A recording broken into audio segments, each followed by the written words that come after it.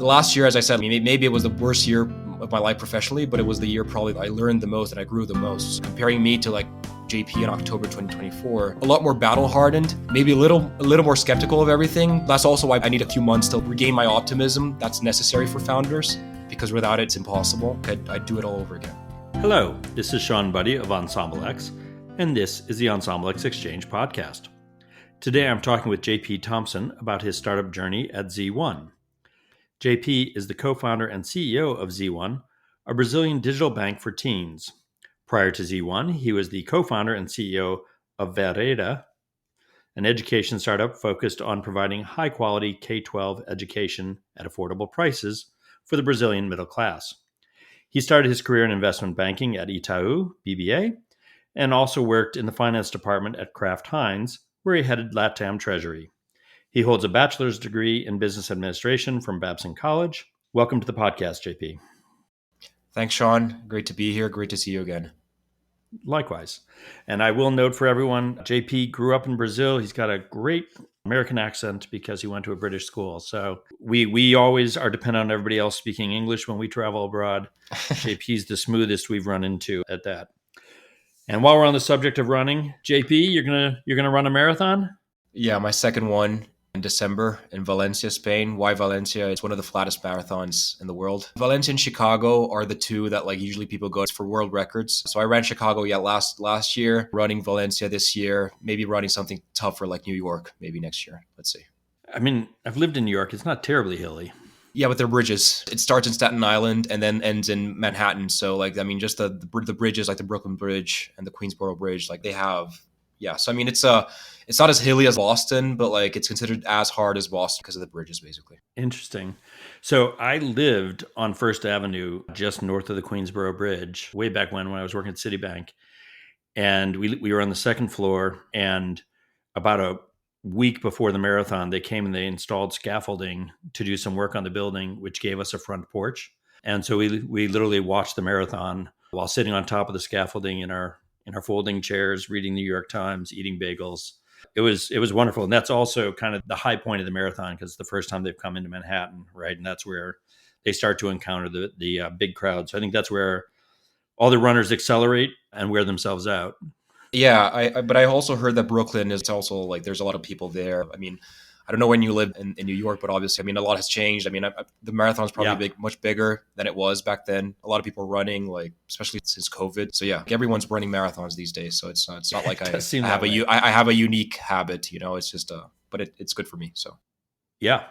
No, this was almost 40 years ago for me. And I think in the entire 10 years I lived there, I went to Brooklyn about 5 times. But yeah, Brooklyn that changed. Is exactly. Now the place to be. So, all right, let's dive in. So why don't you start by just telling us about what Z1 did and how it came about? So Thiago, my co-founder, and I started Z1 in 2019. So I had just left Vereda. I mean, it was a great experience, my first entrepreneurial experience. To be completely blunt, I mean, I just didn't have a good relationship with my co-founder. Like, so, I mean, I think we just didn't match. I think it was just different values, different, like everything. And he was the CEO. So, I mean, if someone had to leave, it was me. I was the CFO and co-founder. I took a sabbatical, traveled around a little bit. I went to Silicon Valley. I did know I wanted to do something that was less capital intensive. Not that lending and banking isn't, but I had like actual schools and like actually bricks and mortar business, right? We'd raise money from family offices, not really VCs. It wasn't really a VC business. So I wanted to go into the VC world. So I went to Silicon Valley. I talked to a bunch of people and then actually reconnected with Chuck. I knew him before because of my sister. My sister is actually is best friends with his wife, his now wife, at the time his girlfriend.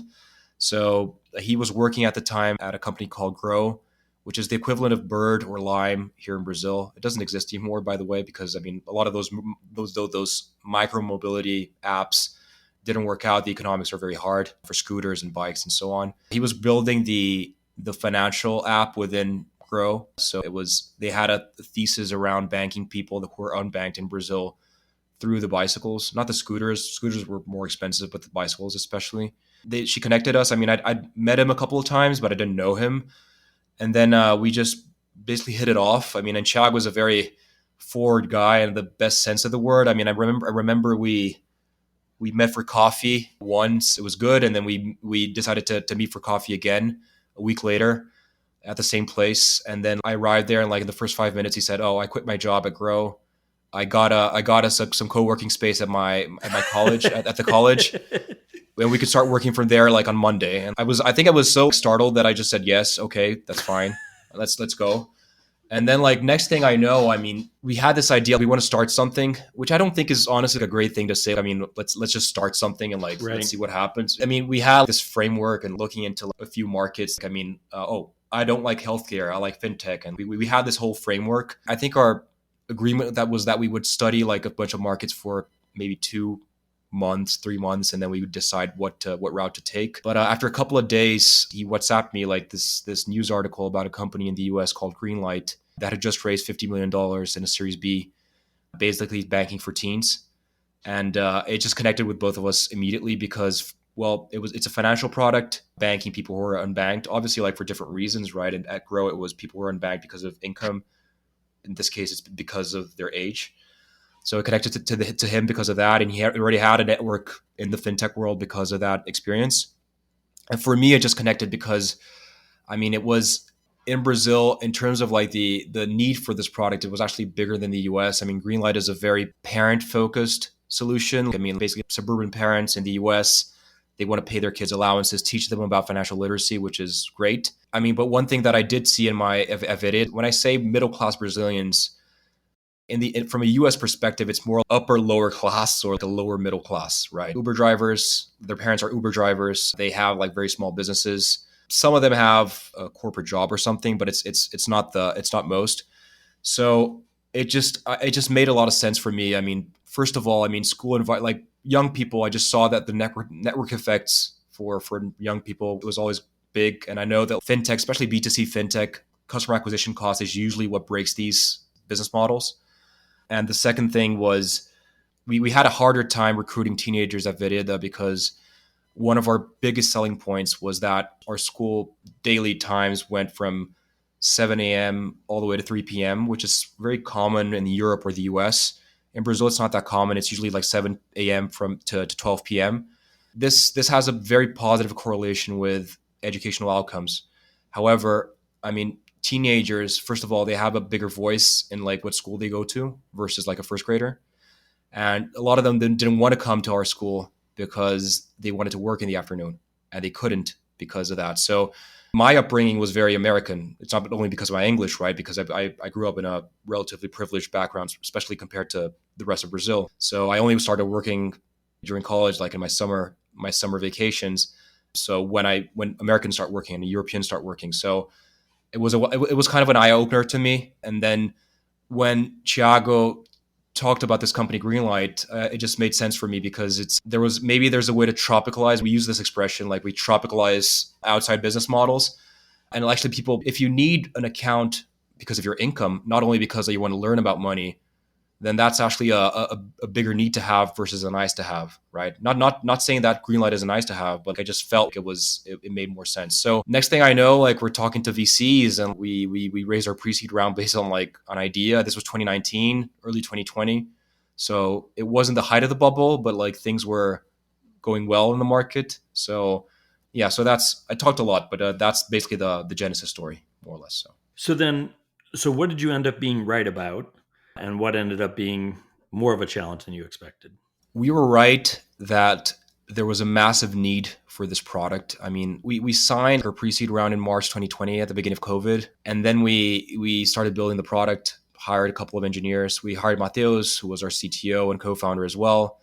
He was the only one out of the 4 co-founders that I didn't know personally before. Sophie, I also knew. She went to school with me. Sophie's took care of marketing and customer acquisition. We used 2020 basically to run a few tests, which was a mistake, to be honest. And in the sense that like I think we had raised money, we'd announced the round to friends and family. We were kind of afraid of like putting it out there in the world, and we wanted to keep it with friends and family. We were telling ourselves we wanted to make sure that there were no bugs and that sort of thing. I think looking back, it was because we were deep into this, not too deep, but like somewhat deep into this. And we just didn't want to face the potential harsh reality that no one wanted this. Right. Right. So when we When we started YC, we got into YC at the end of 2020. So we started the winter 21 batch.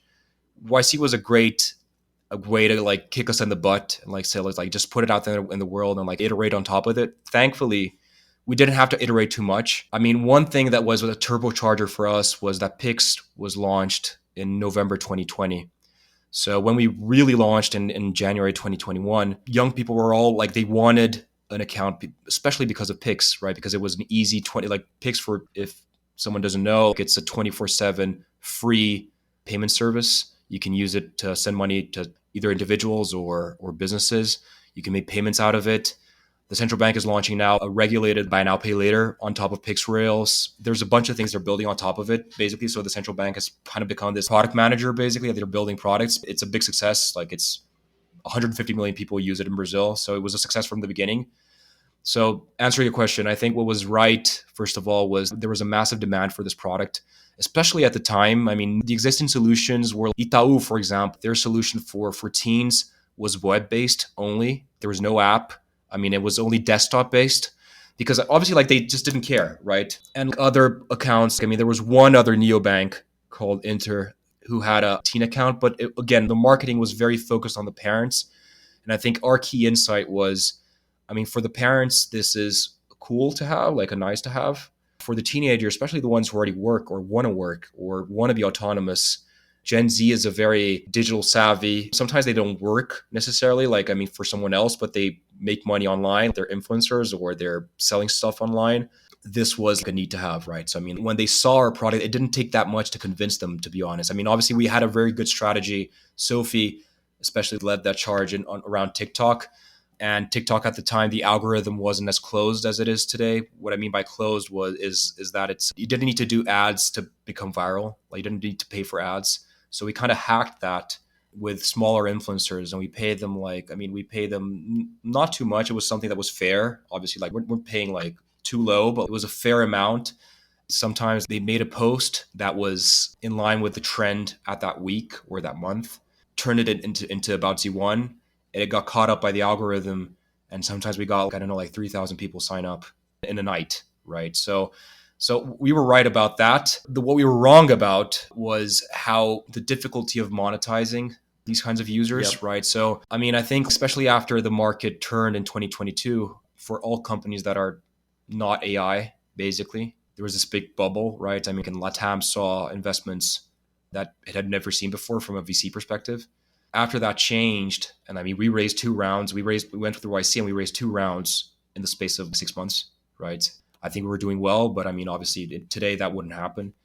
I think that was the key thing that went wrong with Z1 was just how monetizable are these users. I mean, I think the jury's still out. I mean, there are other companies. I mean, we sold our user base to NG Cash and they're still around. They just raised a big round, a Series B. So, I mean, I think it's possible, but you just need a massive amount of capital to build out the network and become big enough for it to make sense.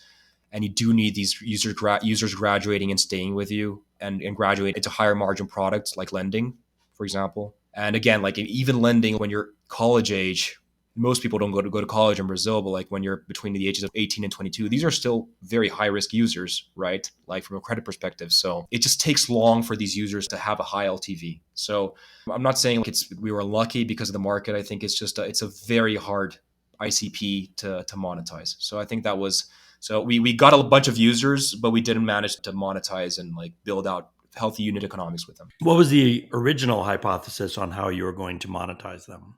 We actually started out with a monthly fee, which was counterintuitive. I mean, Nubank and like other neobanks were already huge at the time. Nubank IPO'd in November 2021, I think. So, I mean, when we started in late 2019, I mean, Nubank was already massive. It was like already a decacorn or something. So they offered their account for free. So we started out with a fee because didn't know exactly if we were going to do something like Greenlight or if we were going to do just something like Nubank, but just very focused on younger people. And competitive advantage would be just branding and messaging. And so we started out with a monthly fee, basically based on a monthly fee, interchange from the card and float from the card and the account.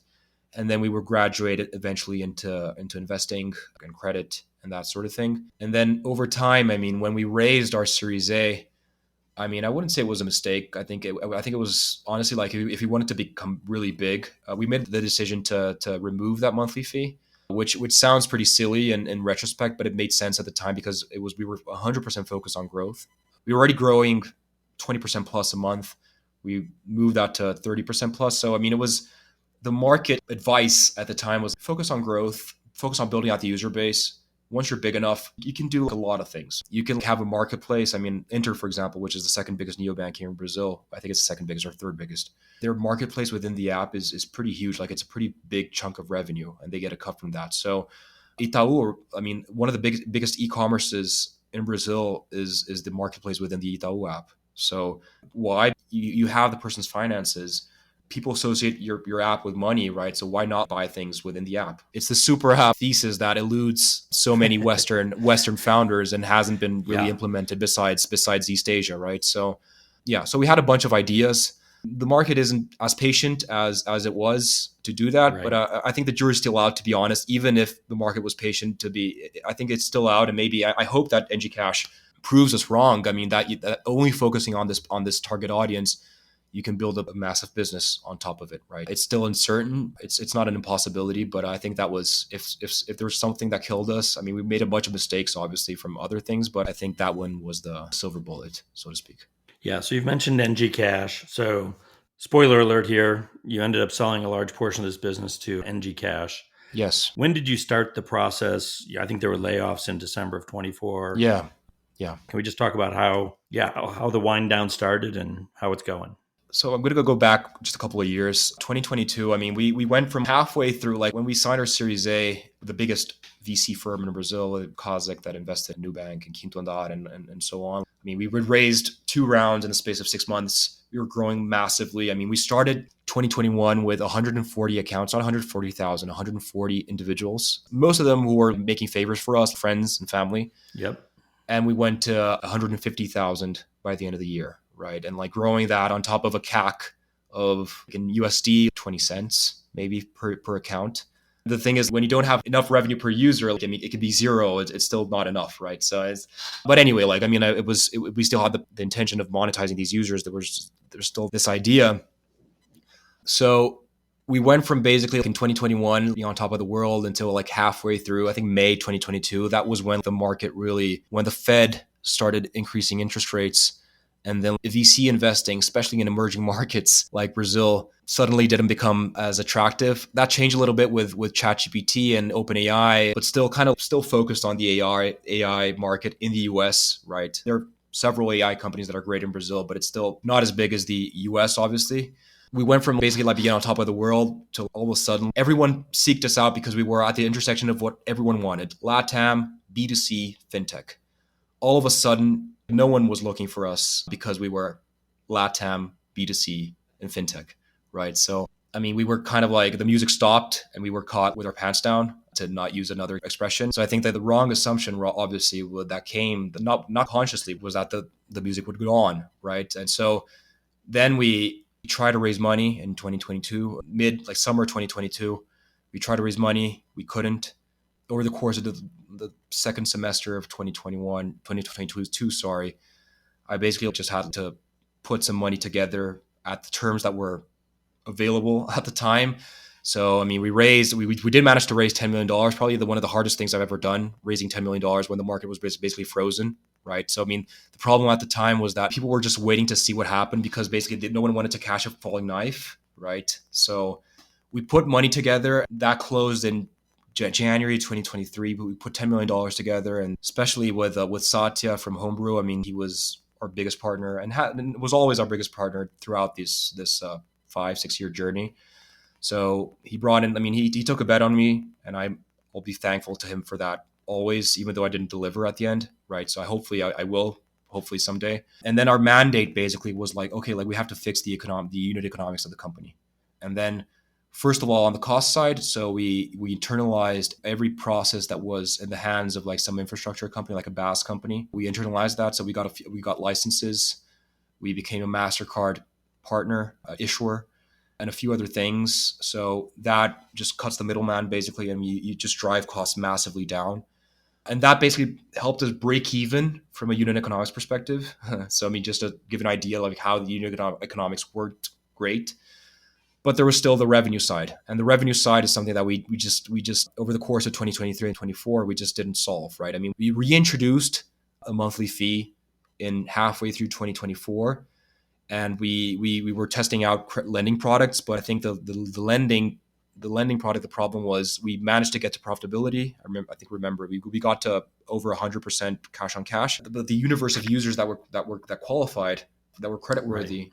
was too low, right? So maybe you could like brute force that into eventually like in a few years to profitability, but it was just. And then what happened at the end of 2024, I had a conversation with my investors. I mean, I told them in October, I think, so about a year ago, that there are things that come with getting licenses and not using partners. One of them is, for example, if you get a license in Brazil, we didn't have a banking license, but we had what we call a payment institution license. With that, you have to meet certain regulatory capital requirements. Yeah. Beginning to jumpstart growth again. We stopped growth for a couple of years. That was a wrong decision, to be honest. I understand why we made that decision, because to burn less cash. If you have negative unit economics, you're burning cash every time you grow. But the thing is, like, it just took us long to, first of all, like, other competitors caught up, including NG Cash, for example. So you're out of the public eye for a couple of years. That's a lot. Public eye, TikTok, not like traditional media, obviously. And second of all, it just, things changed, right? I mean, like the TikTok algorithm changed. So we had to readapt to that and so on. So we just said, like, I mean, we're probably going to go below capital requirements in Q2 of 2025. So what do you guys think we should do? Yeah, I don't think you're ready yet to raise capital. Let us see if we can drum up some money together between us. And then the ultimate answer was no. So in December, right? It just didn't make sense. And I totally understand that, to be completely honest. I mean, the last 2 years of Z1 were tough. There was a possibility, but the thing is, you're in the darkness and you saw like a sliver of light and you had to make it in time. You know, like those movies, like that the door is coming down. We understood. I mean, we were pretty devastated when this decision is made, but we kind of agreed with it, to be honest. I mean, I think we understood the decision. The first thing that we said was we have to find a home for Z1. And like, it was pretty clear after a few days, just testing the market, the traditional M&A, that I would just like hand over the keys, even if it was with an earnout or something, that was out of the question. We were just too small yet. So Yeah. I think the one thing that might happen is, like, if you have maybe a couple of 10 million users, as a business, you don't work, but you're valuable to someone, like you're big from a user base perspective. That wasn't our case. I mean, we had something like a million accounts, more or less, which is big, but not big enough for the big banks, whether neobanks or other big banks. So we said, okay, like what's the next best option is just selling this in parts. And the two biggest parts basically were the user base and the licenses. So we called NG Cash and they said, yes, I mean, we're interested in the user base. I mean, it wasn't like a transaction that was like, I mean, financially great, to be honest. I mean, I think it was more like giving money back to a million users is a headache. You take care of the first 80% in one email, and then another 15% over the course of 10 emails or push notifications. But the remaining 1 to 5%, you just have to hunt them down. We were kind of running against time because we were still burning cash, right? Obviously, like it was helpful for their business, but they were also very quick in moving. So, I mean, by Christmas, I mean, I think we decided that we would wind down on December 10th. I mean, by Christmas, we already had a high level agreement with, I mean, we hadn't signed anything. We only signed in February. We knew the terms. Yeah, but we knew kind of like general terms, like the big terms. And then over the course of the next 2 months, we just worked with them, because what happened was right before Christmas, obviously not great timing, but every day that we kept our full team, it was just more cash burn, right? And like in Brazil, it's not like the US, we're going to shut down. Who's paid is paid. Who's not paid is not paid. In Brazil, I mean, you really have to pay severance. It's very common for courts to lift the corporate veil and go after the entrepreneurs. So we just had to make sure that we had money to do that, and also have at least 6 to 8 months to find a buyer for the license, because the license, you'd have to sell the business, because you can't spin off the license by itself. You have to buy the business for the license, basically. So over the course of the next couple of months, we worked with the NG Cash team, and they were very quick in that. And I think mid-February, we transferred the user base basically in a couple of hours on a Thursday morning, basically. So they bought the user base.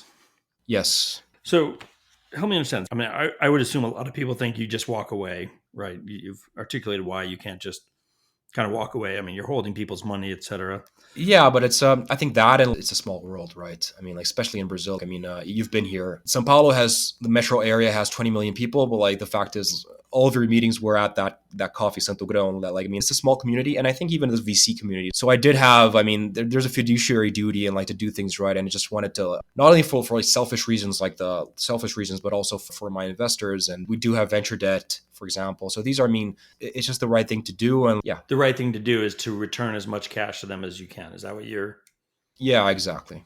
And work, because I mean, it's different from, I think it's not much cash, to be honest. It's not close to how much money we raised. It was just, I mean, I think if there is money on the table, I mean, it's different from, I don't know, some other kind of company. If you have a license, it takes like over a year to get that. And that plus our tech stack, I mean, building a ledger, our own ledger, it's not common for fintechs to have that. So there is value in our IP and our license, and obviously the user base as well, like NG Cash saw. So if there's money on the table, I'm not going to walk away. And it was never a possibility for me and Thiago and Sophie and Mateus. As you think about that, so the NG Cash went, sounds like, relatively smoothly. How have kind Yes. of the other processes gone? You know, the licenses and the relationship with MasterCard, et cetera. Look. I mean, it was much rockier, much rockier. We transferred the user base to NG Cash. We fired 75% of the team right before Christmas. Obviously not great, but we just had to do it, right? So, I mean, like we told everyone, we kept their health insurance for 3 months. We gave them benefits, let people keep their laptops and so on, but we had to do it.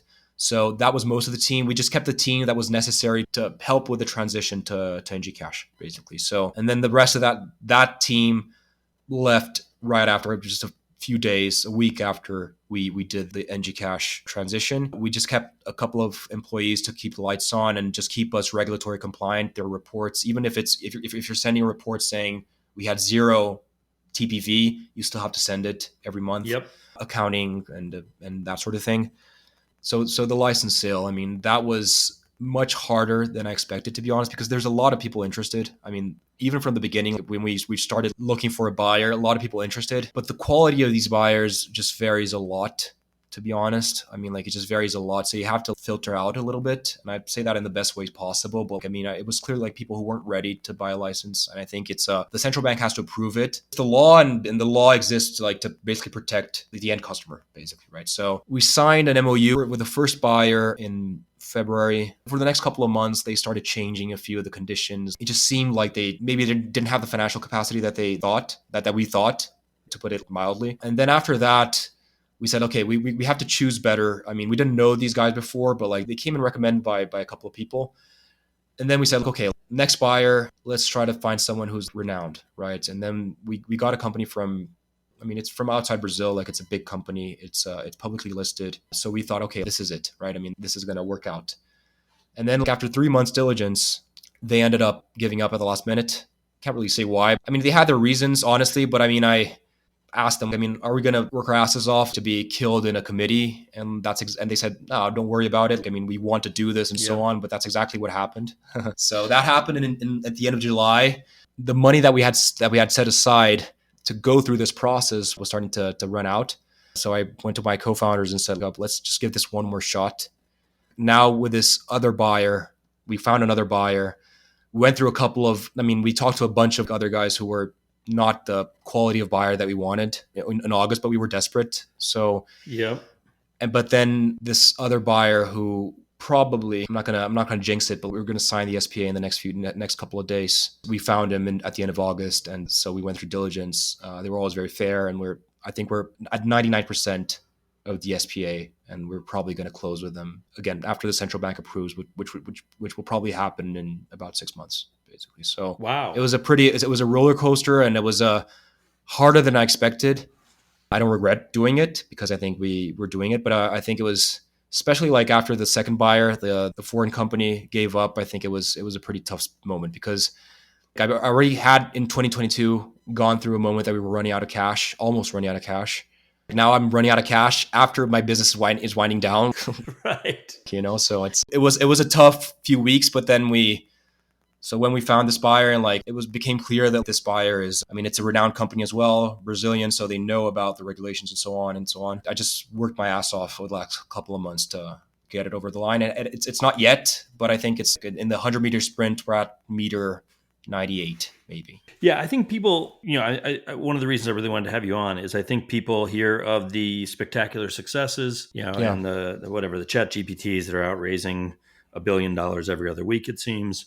And then you've got the spectacular failures, but no offense, this is kind of a more boring, mundane kind of failure. And people I don't think appreciate what that looks like. And we've worked with companies that were literally down to $0 in the bank, when they finally managed to get a funding round. So you keep holding out hope for a long time, but it's got to be a lot worse when you're at $0 in the bank, but there isn't a hope, right? I mean, you're not trying, the business is not a going concern. It's a tough spot to be in. What's weird is I had one bad experience, which with the person I chose to work with. The other bad experience was just basically choosing, I think maybe this is me rationalized. The main reason was because we chose the wrong customer, but I want to do it again, right? So it's kind of this drug, right? So you just suffer. You have so many more bad days than you have good days. Most days are okay, but you have more bad days than you have good days. In the last year, professionally, probably the worst year of my life. I still don't see myself, at least. I might change my mind depending on the opportunity, but I don't see myself as an executive. So it's kind of this drug. It's worse for you than it is good for you. But once you go into it, I know founders who went back to the corporate world and they're fine. But most of them that I know, they sell their companies for a big price or something, and then they have their earnouts, and then they just wanted their earnouts to end as soon as possible so they can build something else. Right. Yeah. So let's end on that. So, two things. So how did you deal with the stress, over the last, more than a year, but essentially over the last year? Yeah, more than a year, but especially since December. I don't know. I think obviously family is. I have a daughter that's about to turn 2. I think you were working with us. I just started working with us when she was born a couple of years ago. So obviously that is. I think without my wife and my daughter, I think it would just been much harder. I think my co-founders, and especially Thiago, Sophie has helped a lot as well. But in terms of especially the license sale, it's me and Thiago looking for buyers, basically talking to everyone, every lead, and etc. So having him to talk to, and I still talk to him every day. He actually already started something else. So he's a few steps ahead of me there. And when I need him for Z1, he's there.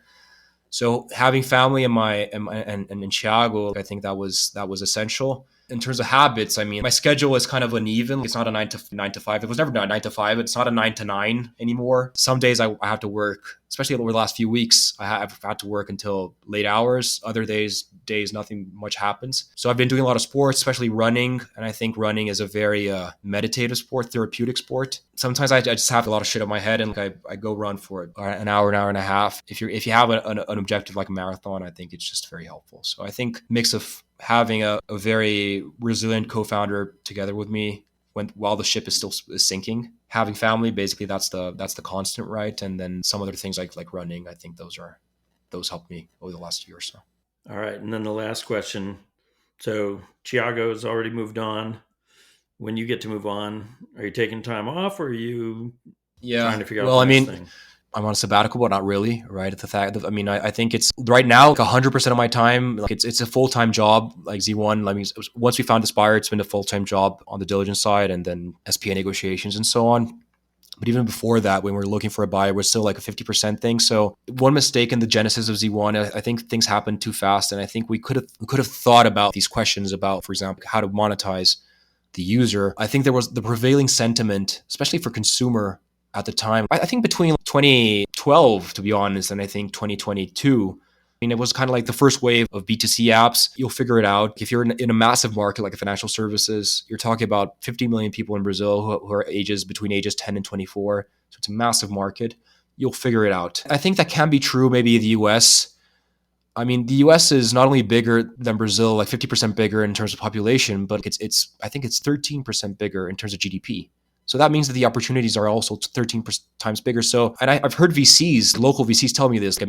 I'm not sure if they'll just bet 100% on the founder and they'll figure it out, they'll pivot and so on. I'm not sure if that's applicable in LATAM, because I think the idea matters almost as much, because from a USD perspective, if you're raising money abroad in the US, you might build a great business, but then these incentives are misaligned, because let's say you have $40 million in revenue and you're profitable, but that's just not enough, but you've raised 100, right? And then so you have liquidation preference. So the VC won't achieve the unicorn, decacorn status that they need to justify the returns to power law. The founder, they sell the company, they won't make money off of it. So there's a lot of opportunity. I mean, a new bank, I mean, it's worth $60 billion. Mercado Libre, iFood, there's a bunch of opportunities. It's not as big a blue ocean as the US is. So that's all that to say, I'm going to try to be careful not to jump into the first idea that I have and be sure that my battery is 100% charged. Because right now I feel that, like old iPhones that they only charge till 70, 80%. And I think the founder journey is very rewarding, but it's also painful. And I think you have to be 100% ready to do that. So my thinking right now, that might change. Maybe after we talk in a couple of months and I already have this bizarre idea or something. My thinking now is we do have a few months until the central bank approves. So I mean, Z1 is going to take some of my time, but at least until the end of the year, maybe until Carnival in Brazil, like February, I think it's going to be try to relax a little bit, maybe. So yeah. So 3 to 4 months to get your battery back to 100%. I was going to say, I already have talking to people and having the coffee chats and stuff, but every time that someone says, why don't we just do something now? And I'm like, wait, Right. We'll just have to hope nobody books some WeWork space for you. Exactly. You guys were riding the wave. I mean, we went through this. We were working with a Latin American company in the first half of 22. We're going to raise in October of 22. And then they hit that wall, right, that everybody hit at the same time, Q2-ish. And then they're like, well, we got to figure out how to survive until our raise in January of 24. They pushed back their expectations by 6 quarters. And they had to make that pivot from market share, growth, all that into how do we find a way to be profitable, which is something we've been pushing on that one. Secondly, I'll say, JP, we really loved, we love all our clients equally, but we loved your team even more equally.